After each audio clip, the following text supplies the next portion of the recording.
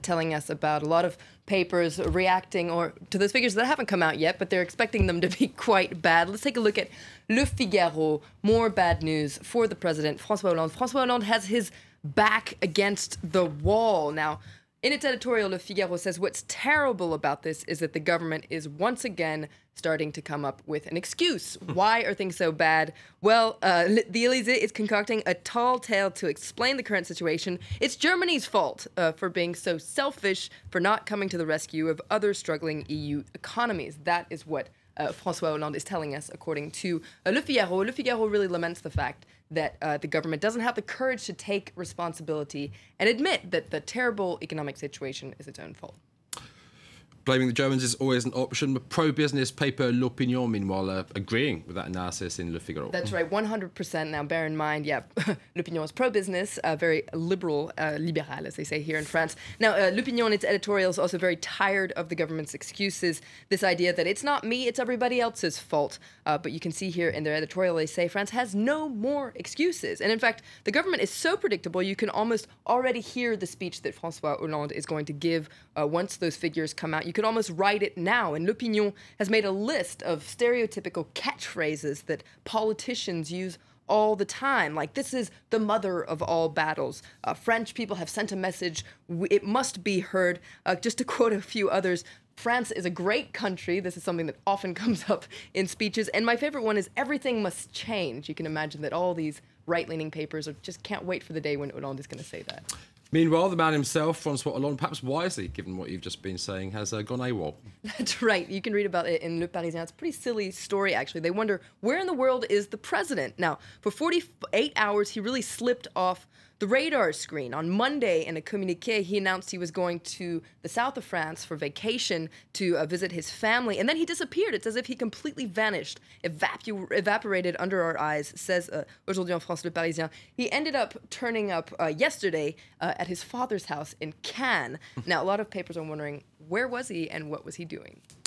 Okay, moving on to a story from outside France, but obviously involving Paris with its decision to arm the Kurds yesterday. That's right. A lot of focus on that in the French press today. The Huffington Post French version says that France is staying cautious because it's keeping in mind the dangerous Libyan precedent, which made clear how quickly such arms could get into the wrong hands. And the Huffington Post describes how when French troops arrived in Mali in 2013, they found a bunch of arms that had actually been delivered to Libyan rebels in 2011 and that had made their way to Mali. Now, the Huffington Post points out that other European countries have chosen to steer clear of such a risk. Germany, for instance, has a principle of never sending arms into a conflict zone. Berlin has sent non-lethal aid to help the Iraqi army in the form of helmets, military equipment, and armored vehicles. And French NGO Doctors Without Borders, obviously, very active in the region as well. That's right. Le Parisien says that Doctors Without Borders has been busy on 3 fronts this summer. So, of course, you have helping refugees in Iraq, delivering medical aid and sending doctors to Gaza during the war there, and then helping victims of the Ebola virus. Aujourd'hui en France says it's almost like the perfect storm in a way. The NGO has been spreading itself thin, spending lots of money. They spent 20 million euros last year, and they're going to need 30 million euros this year. So Doctors Without Borders has launched a major fundraising campaign, and Le Parisien, well, calls on readers to actually donate some money to them. Okay, finally, Argentina has Messi, Portugal has Ronaldo. France did have Mr. Ribéry, but he's retired. That's right, he's retiring from Les Bleus. This is huge news in the sports world. It's on the front page of Le Parisien today. After not even playing in the World Cup. That's right, he didn't even play in the World Cup. Forfait, so he's declaring forfeit. Le Parisien says it's the end of a complicated 8-year relationship between Franck Ribéry and Les Bleus. It started off quite well. You can read about his stellar beginning in Aujourd'hui en France. He was a promising young player, but then he quickly turned into the bad boy.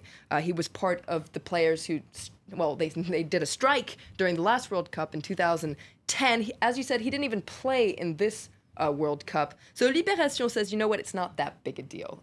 We're going to be just fine without Franck Ribéry. We did quite well during the World Cup without him. So, well, we'll probably be just fine.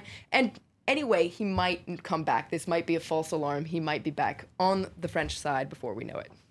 Florence Villemino, thank you very much for that roundup of the French papers. We're going to take a short break now, after which more news.